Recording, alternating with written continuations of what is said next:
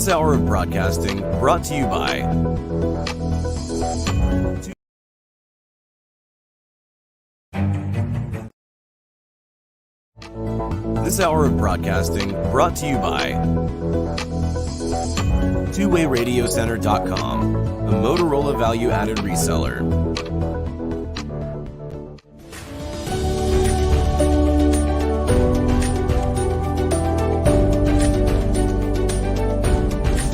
Welcome to the Church Safety and Security broadcast with the Church Safety Guys. Brought to you by Vigilant Impact. The Church Safety Guys is a nonprofit organization dedicated to equipping the vigilant, those men and women who stand watch, keeping our houses of worship and places of faith safe. We believe church safety and security must be a ministry first and have engaged, servant leaders who continually strive for excellence and teams of motivated volunteers that are always training.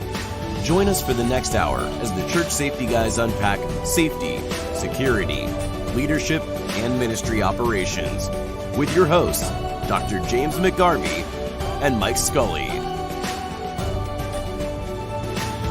This broadcast is also available on YouTube, your favorite podcast platforms, churchsafetyguys.com, and on the original Church Security app. Download it today. Feel free to like, subscribe, and share with your ministry.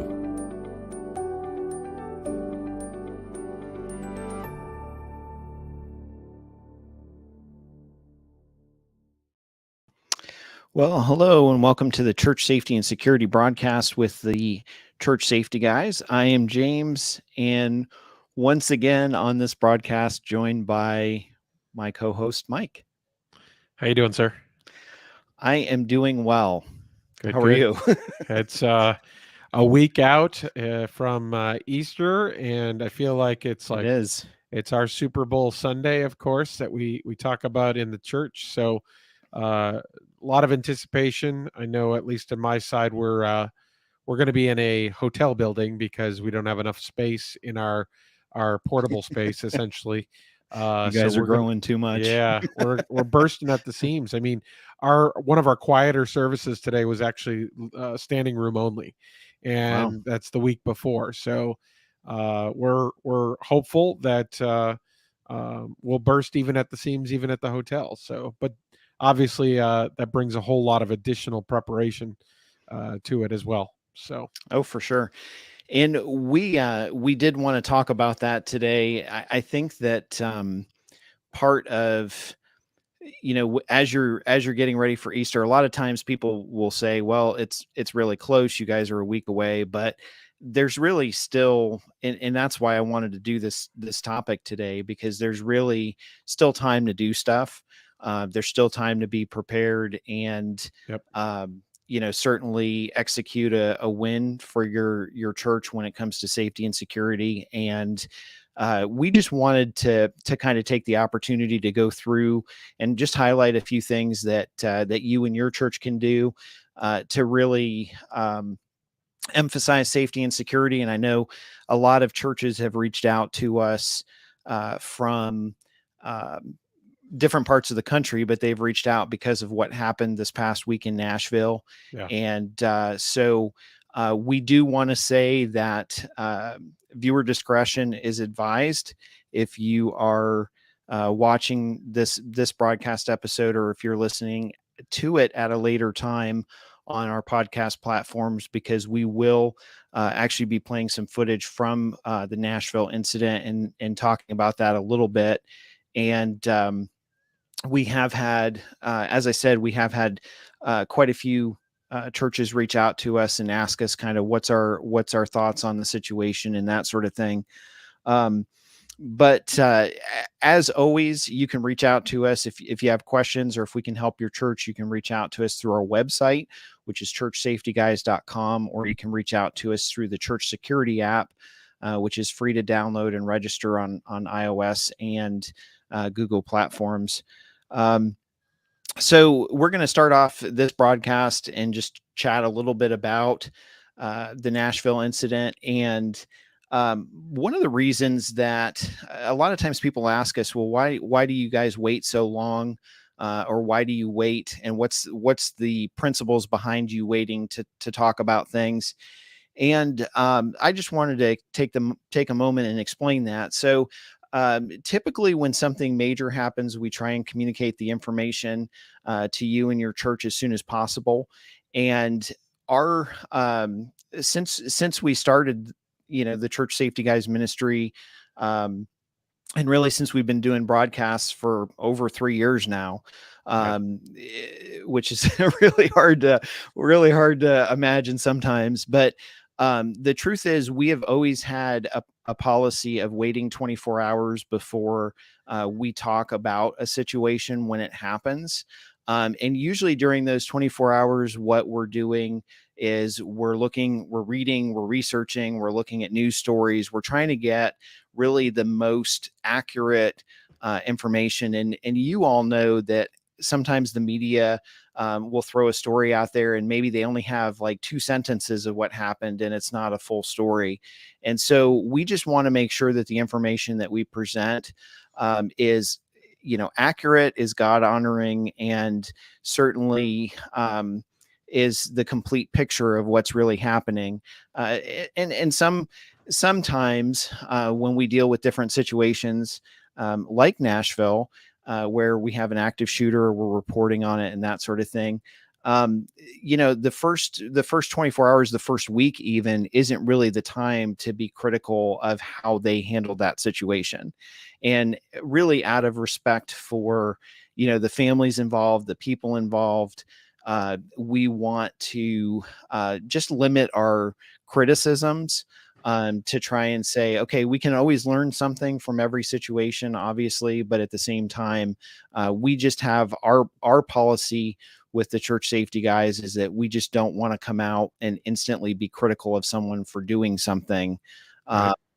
And Mike and I both kind of are very passionate about that. And we talk about it often. And we just feel like that's not really a God honoring thing to instantly jump in there and be like, well, you should have done this, you should have done this different, or, you should be doing this, when, really we should just be praying for the families and trying to support the families. With this Nashville situation, we did reach out to one of the churches that was ministering to that church in Nashville. And we were kind of in touch with them to see if they needed anything, if there was something we could help them with. But that's kind of, just to give you an idea, that's kind of our general operating policy with broadcast and communicating information. So, and that's really, because even through this, I noticed very quickly how many seemed to be tripping over themselves to comment on this story. And I felt like it was like seeking attention and wanting to be in the feed, seeking relevancy during the kind of rapid vacuum of information immediately following these types of incidents. And sure, it just creates the wrong effect. And it's like so many people can be wrong, spreading false information that really is not helpful. It's really just gossipy, and it's not something that it fits very well. So when we look to scripture, we notice that, many times Jesus said nothing. He was actually silent. Absolutely. So there's actually a value to say at times choose silence instead of choosing to speak in those cases. So having that time is really valuable to make sure that we don't put out incorrect information. And by we, I'm saying anybody for that matter. There's not necessarily a reason to jump out there in the feed right off the bat.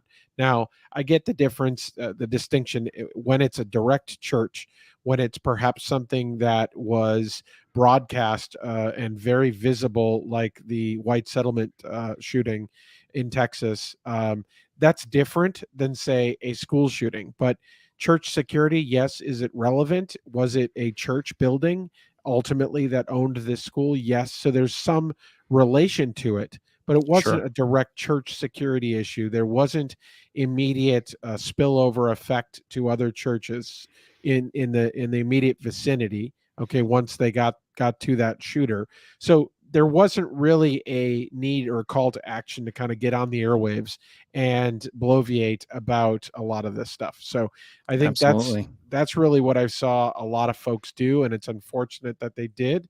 It's a terrible situation. So For sure. So we're with that discussion on this broadcast, we're going to talk a little bit about Nashville, just a few minor key things that we've kind of picked up from it, and then we will jump into talking about Easter and certainly things that you and your church can do to just be more prepared for the unexpected, and definitely be prepared for the Super Bowl of Sundays, as Mike said earlier. So without further discussion, I'm going to bring in Dwayne Harris. Dwayne Harris is with Full Armor Church and is a great friend. So again, thank you, sir, for joining us tonight. It's Welcome, great brother. to have you. Yeah, good being here. So, I know you saw some of the video of the school and church situation in Nashville, and I just wanted to give you the opportunity starting off before we play the video, just to share your thoughts from a high level, I guess, if you're wanting to. Yeah. Well, first off, I think it's great being back here with you guys again. I think, Michael, you had a great point talking about the initial, and I'm glad that you guys put that pause. There's so much that comes out. That vacuum of information, like you said, Michael, is a reality. People want talking points, and a lot of times when tragedy strikes, people want to be able to identify sources. If they can identify it, they can somewhat put themselves at ease. So we want to take suspects, we want to put them in pockets, we want to take victims, we want to label them and put them in pockets. But sometimes that really does a disservice to what's really unfolded, but also what we need to be doing in a takeaway from those circumstances. So obviously there's a lot of identities that can come into play with that, but we know that sources, we live in a fallen world. And so as we know that sin's at the root of all evil. And so these things don't shock us to that extent, but we do need to have things that we can take away. And I think some of just the sidetracking dialogue that initially piggybacks moments of crisis doesn't really allow for adequate healing time, doesn't allow for the time for people to truly digest and work through circumstances, especially if your church or your ministry, if you've ever been victimized, you're on the news, everything's coming up, looking into your life before you've even had a chance to properly digest and debrief your own stress. So I think it's good to take a pause, but then I think it's good to go back. And then with that lens that's kind of removed from the stereotypes of the categories we want to put it in, what are really some of the takeaways and the things that can be lessons learned for ways that we can do things somewhat better in a society that is broken. So I know you're going to show some of the video. I think there was a lot of things that happened there. I think if people have watched some of the videos and they see how some of this played out, I think that there's some tangible tools, and we can talk about that after you play the video. But I'd like to talk about just some hardening things in a brief facet, some things that we can do to harden some of our locations. And then the same thing with maybe some new concepts on things that are coming out, I know in law enforcement approach for how we respond when fire alarms and things like that are activated mid-crisis. But I'll let you play that out, and then we can come back and circle back to that. Sure. Quick comment. I do want to throw out there, in case for our audience that may not know you, Dwayne. I know that'd be I was just going to say that. So Dwayne is part of the sheriff's department. So he does speak from a sworn officer perspective, as well as a friend and representative of course, his own company. So just want to throw that out there. Be sure to check him out, Full Armor Church.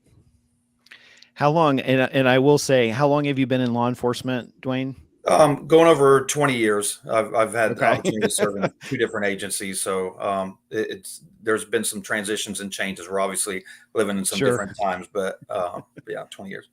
Okay. Awesome. Well, let's go ahead and we'll pull in that video, and then we'll let it play in its entirety. And again, just viewer discretion advised with that. And when that finishes, we'll actually chat about it.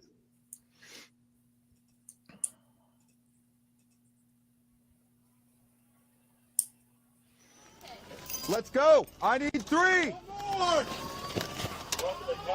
One more. Let's go.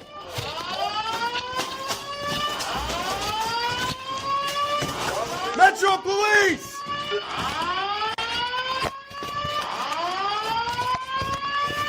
Open door! On me, on me! We don't know where he is! Metro Police, open door! Bathroom, bathroom, small bathroom. Clear.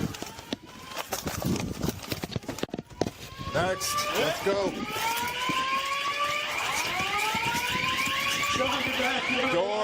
Door, with me. Hold the door. Next. Like this. Open it, I got it. Bathroom. Let's go. Come out. Door right now. Let's go. Just move right. Hover left.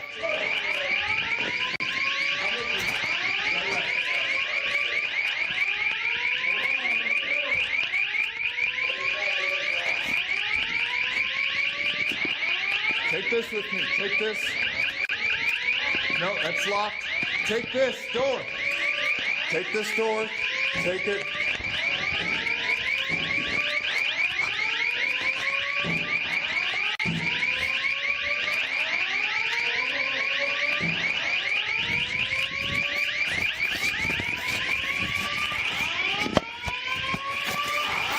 I think it's upstairs. It sounds like it's upstairs. Go.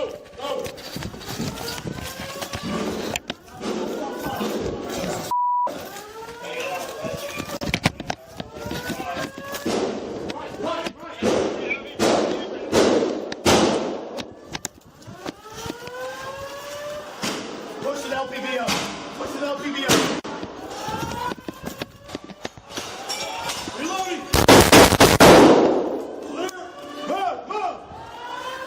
Watch out. Stop moving! Get your hand away from the gun! Get your hand away from the gun! Secondary provides security! Hey, hold the air! Go.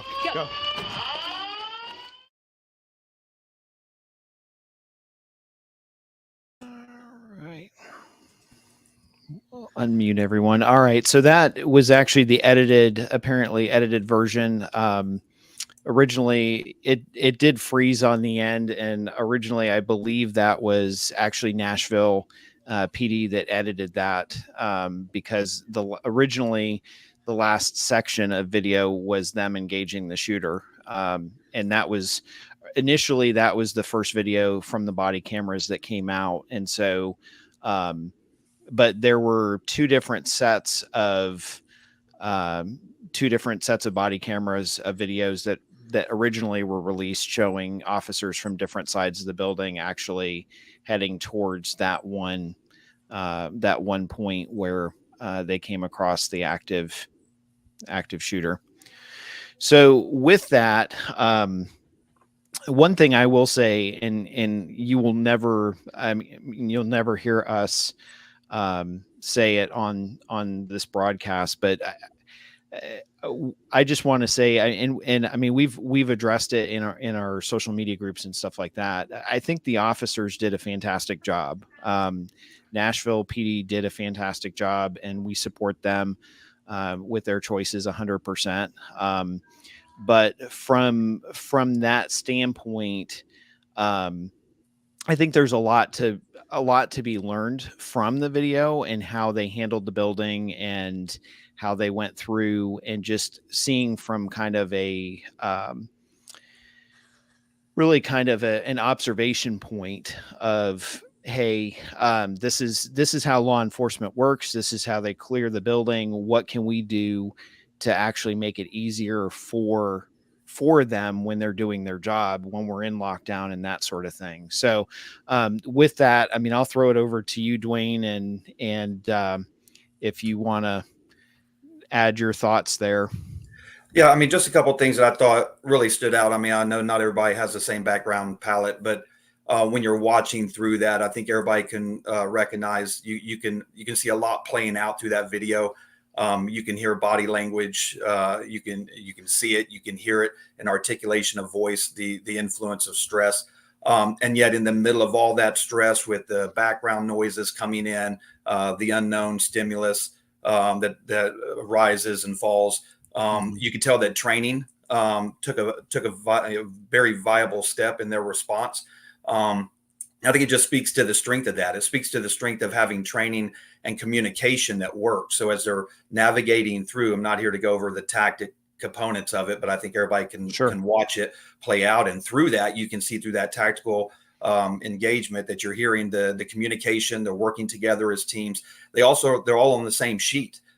They're giving small verbiage clues that lets the other person know exactly what they're doing and what they're needing the other person to do. You see them piggybacking off of each other, guiding and directing through keywords. When you watch them, you'd think they know the facility, and yet they don't. And so what you can just see is there's a lot of benefit in mental training and preparation that does play out in the middle of stressors.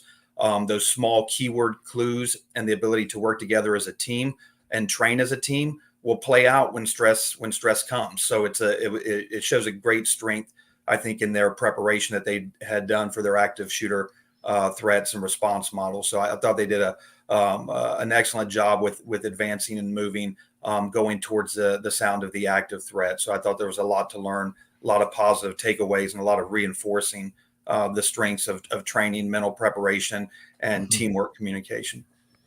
The contrast that I just saw, I want to, my backyard here in Texas, of course, I can't help but contrast it with Uvalde, and the fact how nobody went in for a long period of time, and how different the contrast this was. But even more is I can't recall a time that wasn't necessarily a media attacking cops scenario where body footage was released so quickly.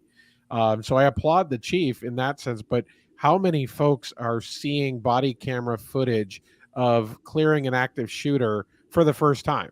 I mean, for me, it's not, but I know there's so many folks that saw this footage this week that are like, they had no idea the level of stress and the level of intensity that situation is. And Dwayne, you articulated it really well. I mean, all the noises, all the heartbeats, all the different pieces, and yet they were uniform, and they were structured, and they were fast. Yeah. And another thing I think you can see is just like fear, courage is contagious. Courage is contagious. When people step up and do the right thing, it actually elevates the next person to fall in the gap and to continue pushing through. I think that's some of the differences you see with that play out versus some of the other incidents that you just referenced, Mike. So I think you see, courage is contagious, and so is fear. But having that training, having something to lean on gives you what you need to at least activate it. And sometimes you activate and help somebody else to stay on pace. So yeah, I thought altogether a lot of positive reinforcement for their tactics.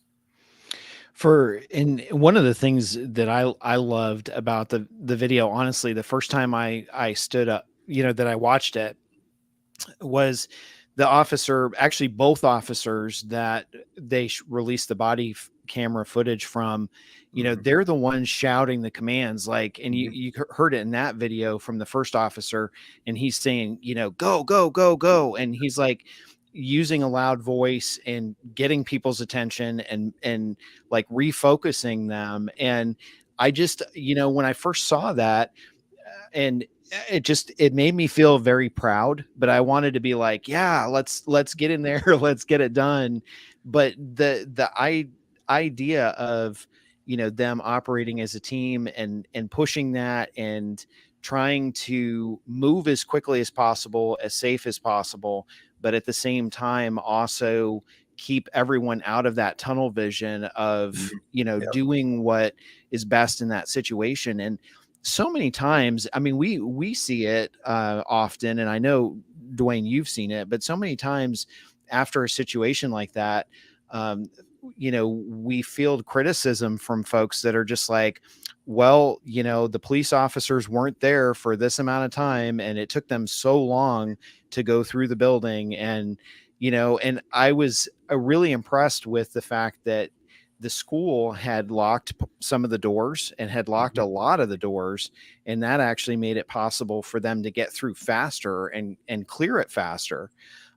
So I do feel, I mean, I feel like there's a lot of things that people can do if they know and if they have the training, once they understand that, versus, you know, just sitting there and being like, well, you know, it took them 14 minutes to get to that point. And it's like, well, wait a second, you know, the officers were there within 3 to 4 minutes of the call. I mean, that's statistically unheard of for, you know, for national average, which is just a phenomenal response rate. So, and we saw nothing of the chaos that you've seen on other newsreels and things like that, not of Nashville, but of others, where it wasn't helicopter footage of people running from the building, and it wasn't chaos. It was controlled, and it was command presence, and it was take it to the shooter, which is exactly their training. Mm-hmm. Yeah, a couple things I think, because I know we're going to be moving on in topic, but just a couple things I think, if people had a chance to look through some of the other footage and seeing what was put out there with watching how the initial incident and the access was gained to the building, I think just a couple of takeaways that you can look at when you're looking at what are some additional steps that we can take for hardening, regardless, commercial schools, you know, religious institutions. The 3M, you know, a lot of times people think, hey, we got all these glass doors, and churches are notorious for glass doors. We love to let you get a preview of what you're coming into. The thing is, those safety features, we take a lot of reliance on doors being locked, but you need to have an awareness of the ability to be compromised as well. So I think in looking at how the initial incident began, you know, I think as some people talk through, you know, with 3M, film, tent, and different things that you can do to slow down access points through glass doorways. And I think one other concept, because I know a lot of people had a lot of issues with a lot of the run, hide, fight, and where we're switching. And truth be told, safety still occupies under those three banners. Distance is the greatest benefit to safety. So creating separation. But I know in most ministries, you don't have the ability to run. In fact, you don't want to run into unknowns. You should never push people into unknowns when you can occupy a safe known. But I think having the ability to just talk through those things, that when you hear fire alarms, how is your team going through to validate that, yeah, this is an actual evacuation. This is a need. I know inside this incident and numerous others, alarms activates, it stimulates a lot of that stressor, and people are going to start to respond. Sometimes going out from a known to an unknown is not the best course of action. And so safety teams just need to be talking about that. What does that look like in our facilities? If the fire alarms go off, how do we validate that? How do we communicate that? Key point. And I think as you're talking about getting into Easter and stuff, you've got to find these things. You got to find these areas that you may be more, you know, have the ability to get compromised, and the inability to communicate efficiently in rapid time. You can see right there, I mean, obviously law enforcement, they had visual communication where they were looking at each other, giving signs. They were talking on the radios. So there's a lot of benefits to communication that ease and give you that time benefit. So, you know, several things like that I think ministries just need to just once again revisit and start kind of looking into and looking at how they're set up and established. For sure. I think I appreciate your thoughts and feedback on that. I think, you know, we have, we have had a few churches reach out to us on the 3M mentioned, like putting film on the door.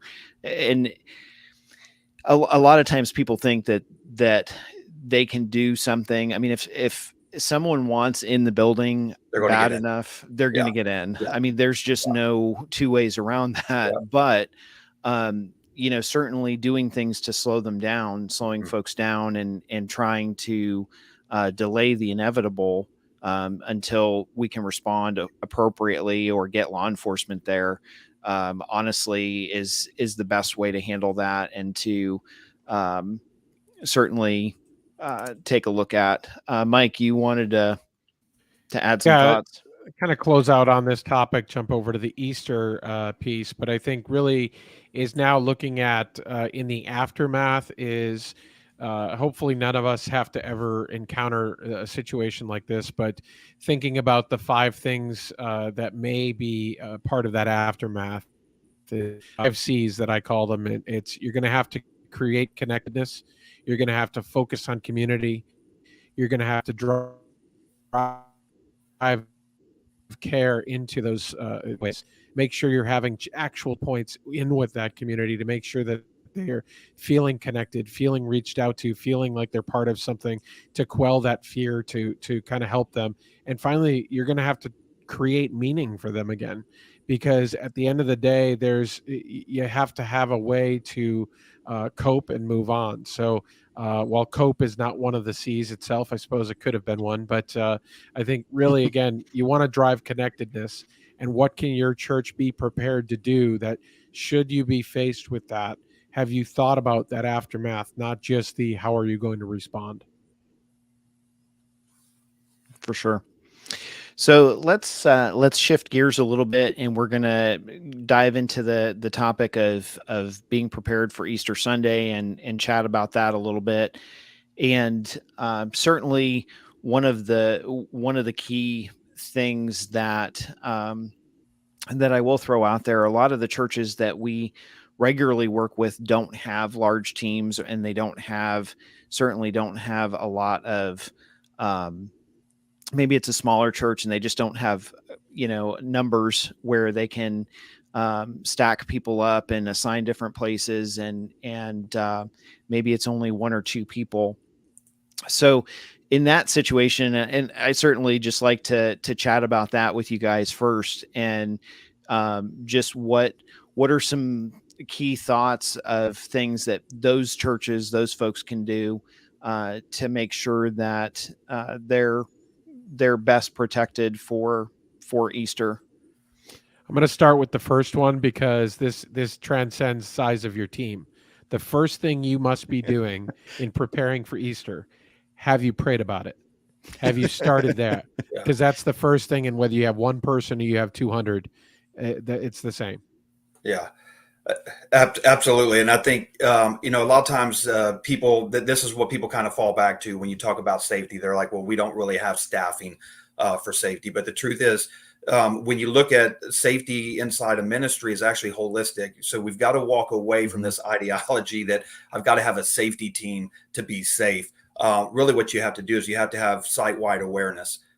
Everybody Absolutely. should be having this awareness, and these components that you need in a large scale event can never live or thrive simply on a 2 or 3 man or even a 5 or 6 man team. You have to have site-wide training. And so this kind of speaks to the importance that you should be having volunteers, usher, elder, greeter, child care worker, anybody who serves in any capacity should be going through a training at least annually at a minimum, where you're bringing everybody in and you're covering some of these basics. Hey, in the event of an emergency, here's what you can do from your point, from where you're at. Here's the things we want you to consider, and here's what that looks like. So you multiply your safety element by increasing safety awareness. And when you do that, every person that becomes aware of your protocols has the ability to operate to provide safety. So don't become so dependent on, we have to have this select team of men and women to serve in safety, that they're the only ones that's going to get this type of training. That's a weakness. Safety is going to require everybody. And so I think that's the key, is don't lose sight on, well, we don't have sufficiency. You do. If you have service, everybody you have can couple that and can compound that knowledge curve and assist in a time of emergency.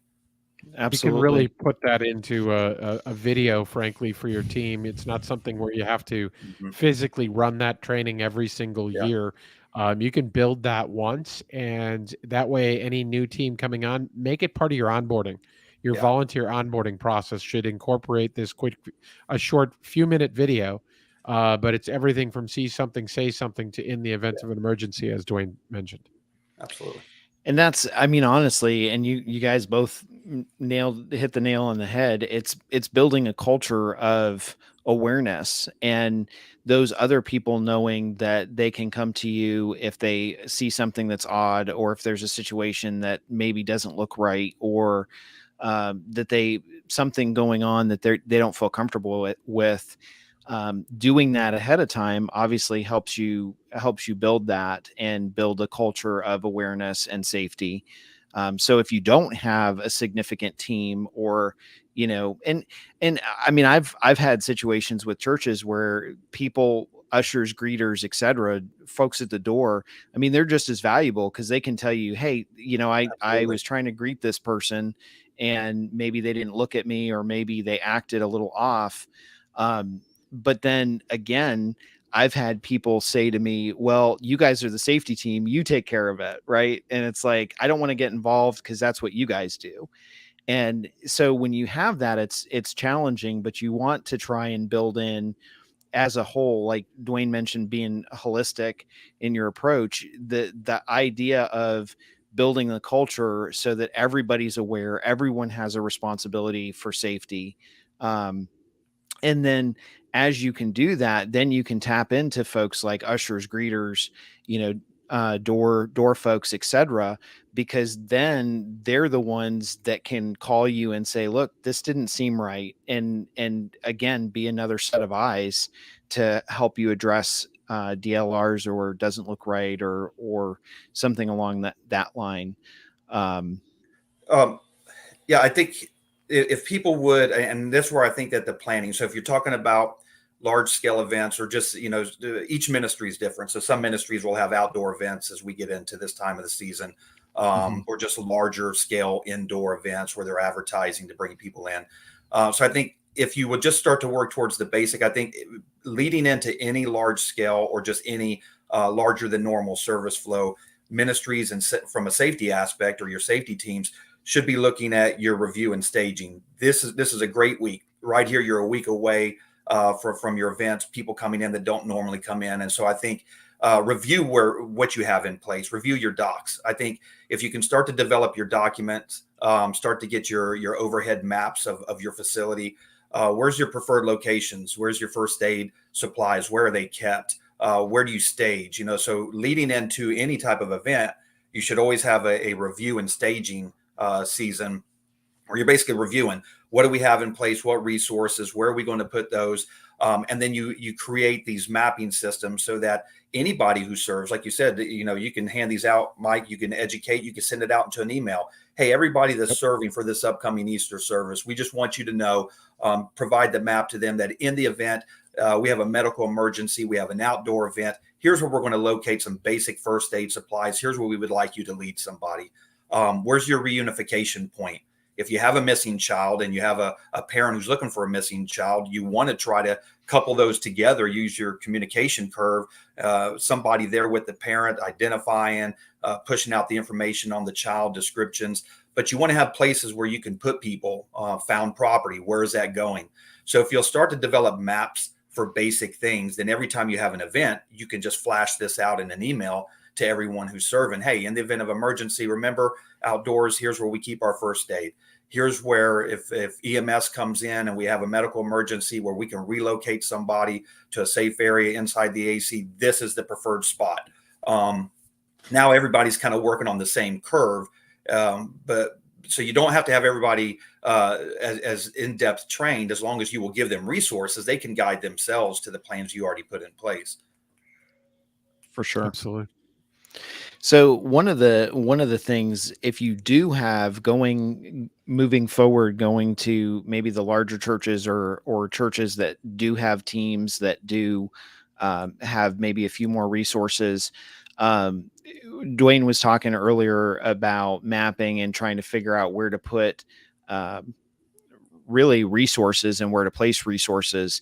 I think I saw a statistic somewhere saying that 90% of incidents begin out in the parking lot.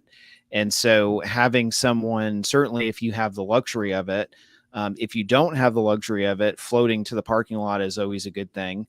But if you do have the luxury of having an extra person, having them out by the parking lot to kind of watch and see what's going on, at least until the service starts.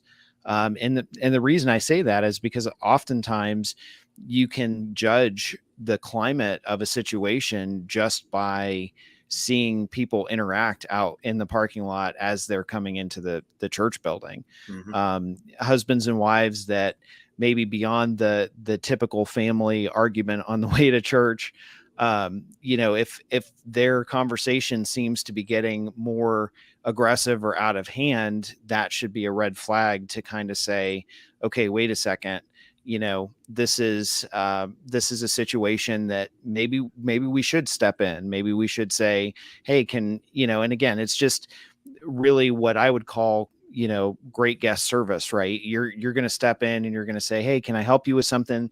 One of my favorites is, can I pray with you? Is that, that's a thing to throw out there, because a lot of times it disarms people and they have to kind of stop and think and say, yeah, sure. Okay. And you can pray with that person. So Mike, you wanted to. Yeah. A couple of thoughts is keep in mind, this may be, for parts of the country, the first real Easter that we've had in 3 years. Because of online and other things. I know a lot of us, I mean, here in Texas, I feel like we never really closed down except when the certain mayors of Austin were overstepped their bounds. But anyhow, I mean, for the most part, this is going to be real again for everybody. And so keep in mind, there's a lot of growing pains there. There's a lot of staleness potentially, even in the folks that have been doing this for years, because they haven't been doing it. It's been a blip in their norm. So understand that's something that's there.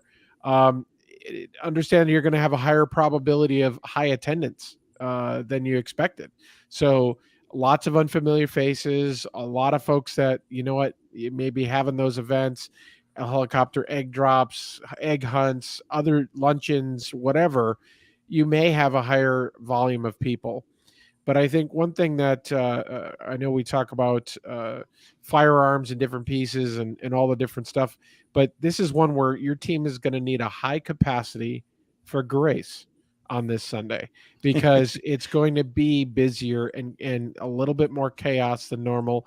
And understand that on the average Sunday, a parent with small children is already probably flustered getting their kids into church. Yeah. On Easter Sunday, when they have their nice Easter outfits and they needed to take a picture and they didn't get their food, or they just dropped something in the car, and then worse, we're at a hotel, so you got to find a parking spot in a parking garage, find out where in the building they actually are. There's a lot more anxiety and a lot more stress of getting into that church that day. So understand that's going to play out and read out on a lot of people's faces, as in they're flustered. Being flustered doesn't mean that they're a security risk. Yeah. Yeah. And that's just key to establishing those systems of order. A lot of times we look at our churches because we know them, but you really need to take a look at your church through the eyes of that visitor. Watch a new person coming through your church. Watch how they navigate it. Watch where they get lost. Watch where they're like, where do the children go? These small things that's going to tell you, we don't have ample signage up. We don't have ample demonstration, or we don't have people put in these places. Order has to be demonstrated before it can ever be replicated. And when you have large groups of people coming in, you have to have workers who are symbolizing and directing people in order. And in doing that, it becomes something that they can follow. It's just a natural curve. But you have to have things advertised. I would say if you're having a large scale event, and I know many churches or ministries would say, hey, we can't afford to pay a detail officer. But you could definitely call your local law enforcement and say, hey, we want to make y'all aware that today we're having some additional services. We're doing an outdoor event. Would y'all mind just doing an extra area patrol? And you'd be surprised that an officer can come by that visibility moment, coming and parking in, welcome them to say, hey, you're welcome to come in, park. And we're going to have a large group of people we anticipate. If you guys want to come in or drive or park by and just sit out here and report right, that'd be phenomenal. So small things like that, try to make sure that you're passing on that information, and then make sure that you're keeping all that collective information. If you have people serving, you should have on your phone or the ability to share, creating those communication chat talk around. So not everybody has a radio, but you should have all your primary leads for your children's, your youth, your admin, your maintenance and grounds keep, and your safety. You should have all those phone numbers that readily accessible to every team member. So if they have any incident that you're trying to navigate, people know how to get a hold of the people they need to get a hold of. So small little things like that, I think in the review and staging area can really help. And it just takes a little bit of the nerve off. You'll realize, wow, we have a lot more things in place than I thought we did. And that's going to give you that confidence to realize that you can handle and navigate a crisis. Definitely. One of the things I want to circle back to that Mike mentioned was being the calm in the storm and not being chaotic, and, you know, kind of leading without chaos. And I will say one thing real quick about that is that, you know, whether you realize it or not, whether you want people to or not, if you're the safety person, if you're the safety director, if you're this individual on the safety team in that church or that place of worship, everyone in the church is going to be looking at you for how you act and how you respond to something. Even if it's not, I mean, even if it's just a simple thing, they are going to be looking at you to make sure that you are responding appropriately, and how you respond is going to dictate how they respond. And, you know, it's kind of like the courage is contagious type thing that Dwayne said earlier. The truth is, if you respond with grace, if you respond with a calm, cool, appropriate, you know, behavior to the situation, whether it's an emergency or not an emergency, that brings that, that, I don't know, excitement or adrenaline level down, so that people can function, or people can say, okay, you know what, they're handling the situation, they're taking care of it. And their, you know, their fear factor, I guess, is less on that than if you jump in there and you're just like a whirlwind and tornado of, well, this is what we got to do, and I'm mad about this and that, and just showing that emotion, and not showing emotion. And I will say this, because a lot of times when I walk through a church, I'm always thinking, I'm always, you know, if I'm running a team for that day, especially for Easter, I'm always looking at, okay, what are we doing here with this team? What are we doing with this? How does this work? You know, and kind of in my mind, kind of correlating our activities, etc. But I used to have individuals come up to me all the time, and they're like, well, aren't you nervous? Like, aren't you, you know, aren't you not scared? But it's like, you don't look nervous at all. And in my mind, I'm thinking, of course I should look like I'm nervous, right? Because I've got all of these things that I'm trying to make sure happen, you know, and happen well at the same time. So I'm juggling all this stuff. But the truth of it is, you know, you can be nervous. It's okay to be nervous. Every time I walk into a church, I'm nervous about what happens, okay, or what could happen. The truth is, when I walk into that church, we set ourselves up for success, and we know that we have wisdom because we pray at the beginning of our day. We ask for wisdom. We have wisdom, and, you know, we know that regardless of what happens, we're going to hit this with the best that we can. We're going to do the best we can, and God's going to bless that. And I think a lot of times, you know, we tend to forget that. But to me, you know, that doesn't mean having things in place, having, even if you had a team of, you know, 40 people on your safety team, you know, and you're trained elite SWAT team, SWAT people, and you've had years and years of experience, however you want to add the best trained people out there. The truth is, those individuals are still going to be nervous if something happens. So how do we address that?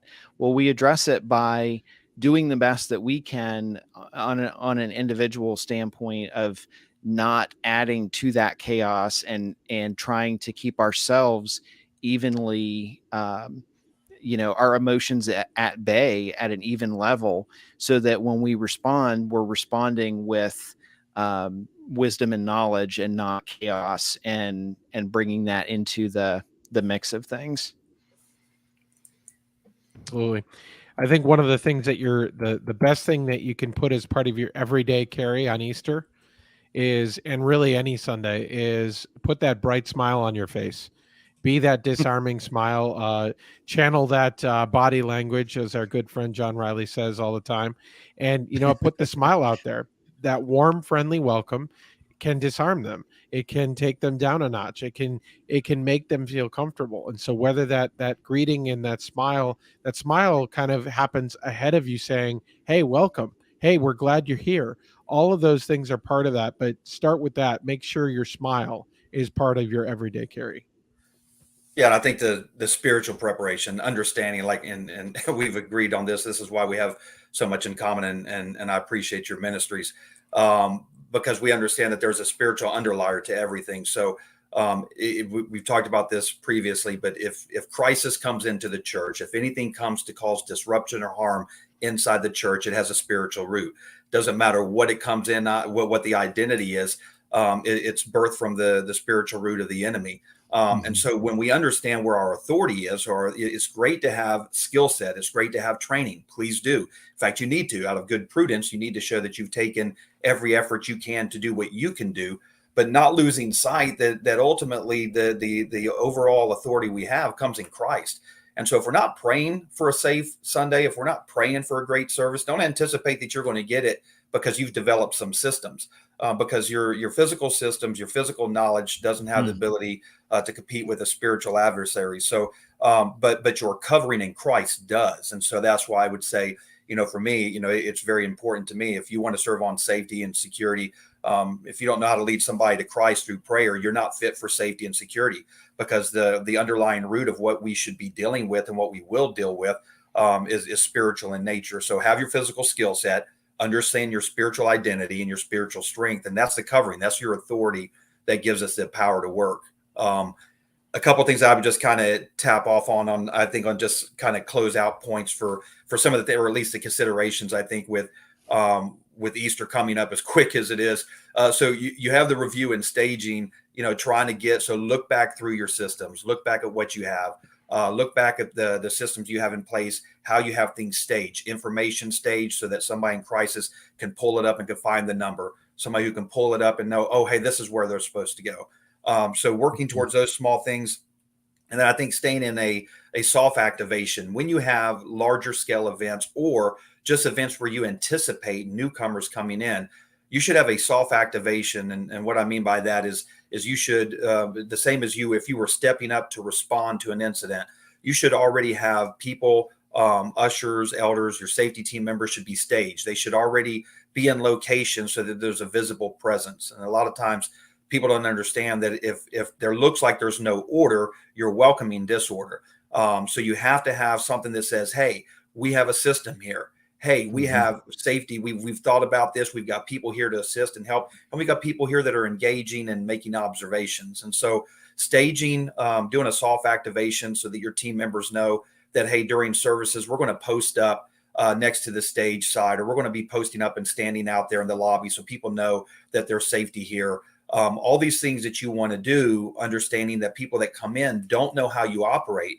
But if they come in and they perceive that you thought about safety, because that's what many times we think, well, we want safety to be visible so we can deter the threat. No, you want safety to be visible so that the people coming in know that you take their safety seriously. I would rather go to a store, and I know working in law enforcement, if you go into a store and it's late night and you see a cop car pulled out in front of a store, that's the store you're going to go to, because there's a sense of perceived safety, because there's awareness there.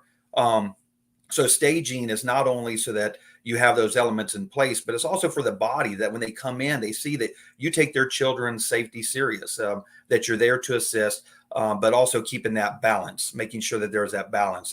If somebody has a tag that says safety and security, but they're not the one up there shaking hands and putting that smile on the face, like you said, then we're missing those moments. But you need to have some form of soft activation, making sure that you already have people posted in certain places, occupy in certain places, identify where those are. We have Easter egg hunt over here for the kids. So we need somebody already out there scanning and being present in that area prior to us letting our children just run out there.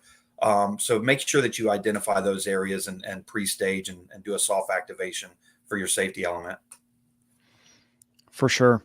I think, I go back and forth, but one of the things I want to share real quick and then throw it over to Mike is that, your countenance, how you handle your train of thought. I am a very what I'm thinking is on my face type of person.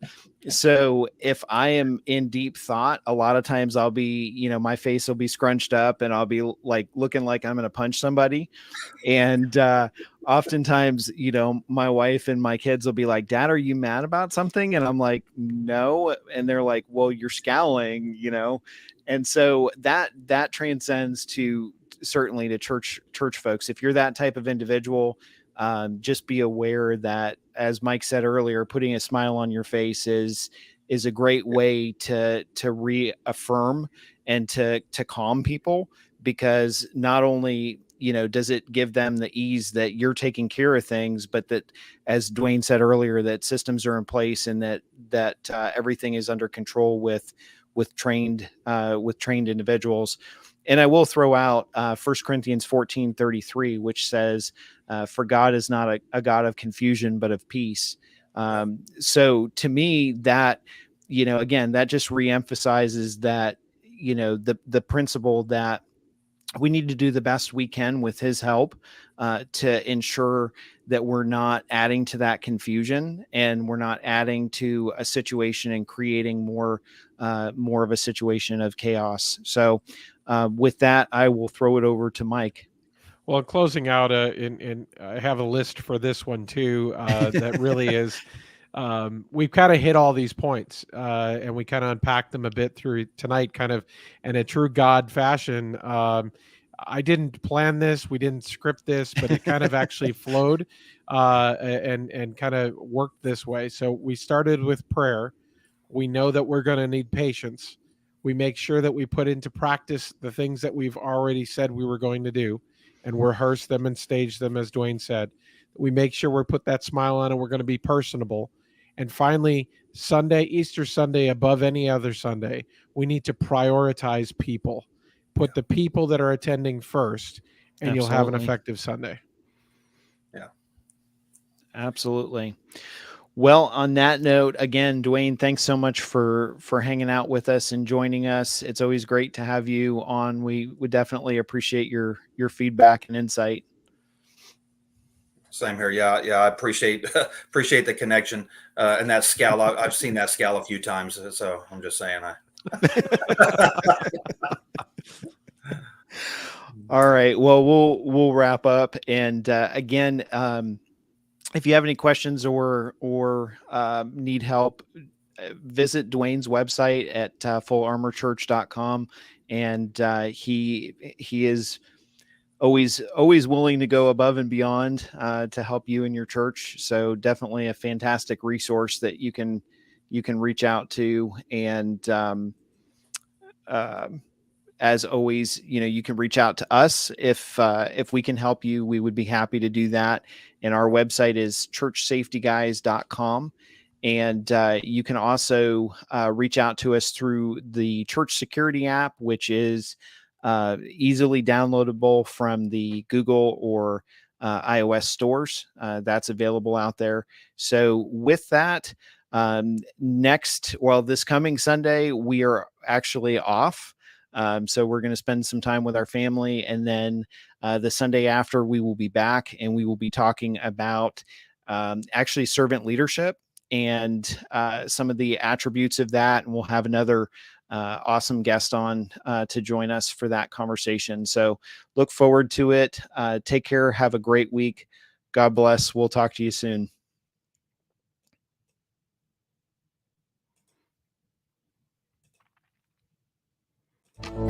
This hour of broadcasting brought to you by 𝗃𝗵𝗴𝗂𝗀𝐴𝑅adiocenter.com, a Motorola value-added reseller.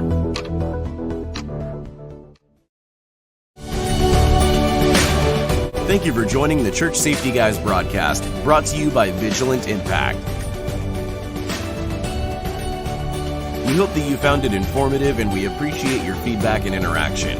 Be sure to share our broadcast with your teams. Join the discussion online and connect with us on social media. For other great ministry resources, download the Church Security app or at our website at churchsafetyguys.com. Remember, keep a servant's heart, a mindset of ministry, and semper disciplina. Always be training. Have a blessed week.